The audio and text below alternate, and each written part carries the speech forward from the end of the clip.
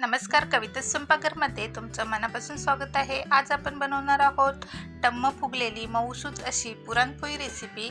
हा recipe video तुम्ही शेवटपर्यंत नक्की पहा आणि कविता स्वयंपाकघरला नवीन असाल तर सबस्क्राईब करायला विसरू नका। चला तर मग आपण त्या रेसिपीला सुरुवात करूया। पुरणपोळी बनवण्यासाठी इकडे मी अर्धा किलो चणा डाळ घेतली आहे। ते 3 ते 4 वेळा पाण्याने धुवून घेतलेली आहे आणि त्यात पुन्हा पाणी टाकून आता हे 3 ते 4 तास भिजत ठेवायचे आहे। हे बघा 3 ते 4 तास भिजत ठेवल्यावरती त्यातलं पाणी गाळून टाकून पुन्हा मी कुकरच्या भांड्यामध्ये घेतलेली आहे डाळ आणि त्याच्यामध्ये 1 ग्लास पाणी टाकलेलं आहे आणि त्यामध्ये आता जरासं मीठ, अर्धा चमचाभर साधारण हळद, थोडीशी पाव चमचा आणि तेल टाकलं आहे 1 छोटा चमचा। हे सर्व मिक्स करून कुकरच्या 3 ते 4 शिट्ट्या करून घ्यायच्या आहेत। पुरणपोळी बनवण्यासाठी आपल्याला पीठ मळून घ्यायचं आहे। त्यासाठी 1 वाटी मी गव्हाचं पीठ घेतलेलं आहे आणि 1 मोठी वाटी मी मैदा घेतलेला आहे। आता ते चाळून घेऊ आपण पहिलं। तुम्हाला पाहिजे तर तुम्ही पूर्ण गव्हाचं पीठ वापरू शकता किंवा मैदा पण वापरू शकता। मी अर्धा दोन्ही पीठ वापरले आहेत। मस्त पुरणपोळ्या मऊसूत अशा तयार होतात। यामध्ये आता जरासं मीठ टाकायचं आहे आणि जराशी हळद टाकायची आहे आणि 2 चमचे तेल टाकायचं आणि व्यवस्थित असं पीठ मिक्स करून घ्यायचं आहे आणि थोडं थोडं पाणी टाकून पुरणपोळीचं पीठ आपण मऊसूत असं मळून घेऊया। हे बघा पीठ मळून झालेलं आहे। याला आता आपण थोडंसं तेल लावून घेऊ आणि हलकंसं मळून घेऊयात आणि झाकून ठेवायचं आहे। पीठ मी अर्ध्या तासासाठी ठेवणार आहे। तुमच्याजवळ जर जास्त वेळ असेल तर जास्त वेळ जेवढं ठेवाल तेवढ्या पुरणपोळ्या मस्त आपल्या मऊसूत अशा होतात। चणा डाळ पण 4 शिट्ट्यामध्ये मी मस्त अशी शिजून घेतली आहे बघा। आता यातलं पाणी गाळून घ्यायचं आहे।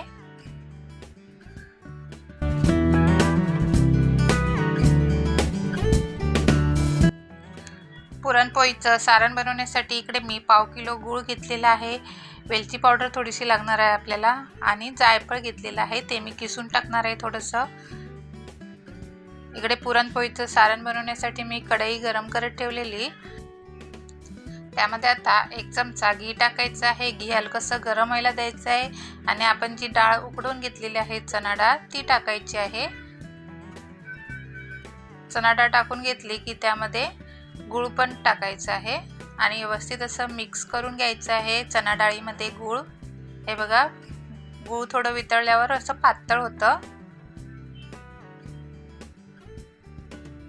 असं सारखं व्यवस्थित चमच्याने मिक्स करून घ्यायचं आहे।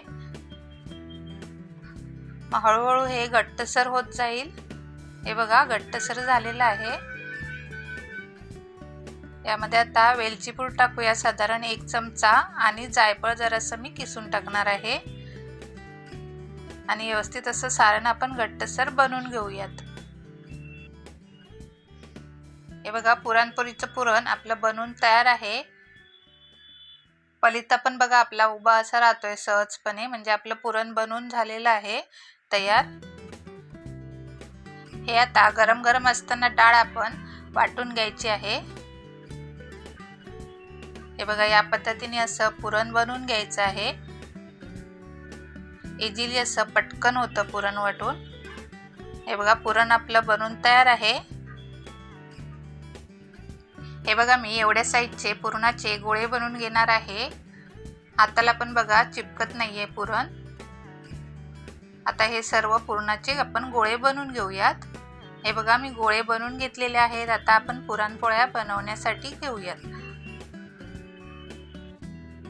हे बघा पीठ मळून साधारण अर्ध्या तासाच्या वरच झालेलं आहे। पीठ पण मस्त असं मऊसूत झालेलं आहे।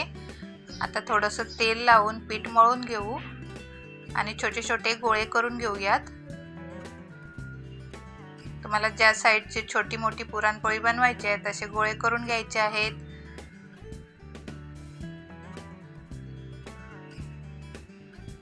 आणि जरासं असं पीठ लावून घ्यायचं आहे आणि खोलगट अशी याची वाटी बनवून घ्यायची आहे। आपण मोदक बनवताना कशी बनवतो तशी याची वाटी बनवून घ्यायची आहे आणि त्याच्या आतमध्ये व्यवस्थित असं सारण भरून घ्यायचं आहे। बघा अंगठ्याच्या साहाय्याने असं दाबून गोल गोल फिरून घ्यायचं आहे आणि सारण व्यवस्थित असं भरून घ्यायचं आहे आणि बंद करायचं आहे त्याला. मोदक कसा आपण बंद करतो तसा हे बघा. आणि एक्स्ट्राचं जे पीठ असतं ते काढून घ्यायचं आहे.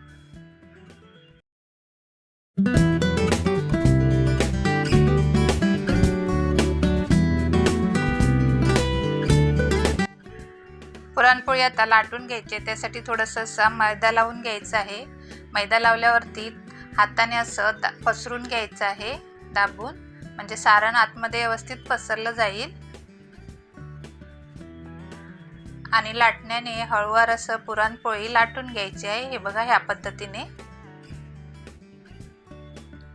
हे बघा पुरणपोळी आपली लाटून तयार आहे पातळ अशी.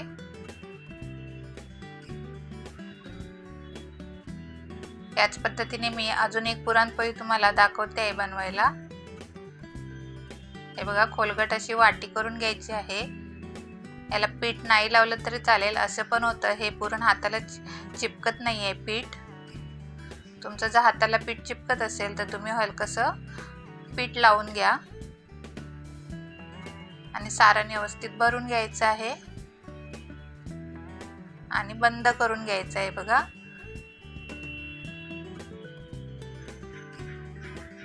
थोडंसं मैदा लावून घ्यायचं आहे आणि हळूवारपणे लाटून घ्यायची आहे पुरणपोळी.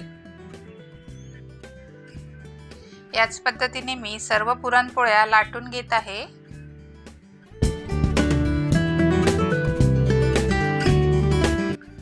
पुरणपोळी आता आपल्याला भाजून घ्यायची आहे. तवा छान असा गरम झालेला आहे. तर पुरणपोळ्या भाजून घेऊ. अर्धा ते 1 मिनिटांनी दुसऱ्या साईडने पुरणपोळी परतून घ्यायची आहे. पुरणपोळी भाजताना गॅसची फ्लेम फास्ट किंवा स्लो नसावी. मीडियम फ्लेमवरती पुरणपोळी भाजून घ्यायची आहे.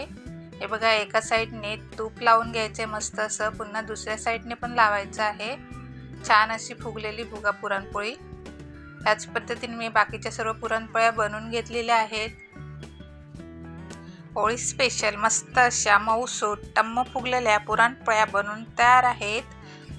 तुम्हाला माझी रेसिपी कशी वाटली ही कमेंट करून नक्की सांगा. आणि कविता स्वयंपाकघरला नवीन असाल तर सबस्क्राईब करा आणि त्याचबरोबर लाईक शेअर करायला विसरू नका. व्हिडिओ पाहिल्याबद्दल धन्यवाद. Bye bye.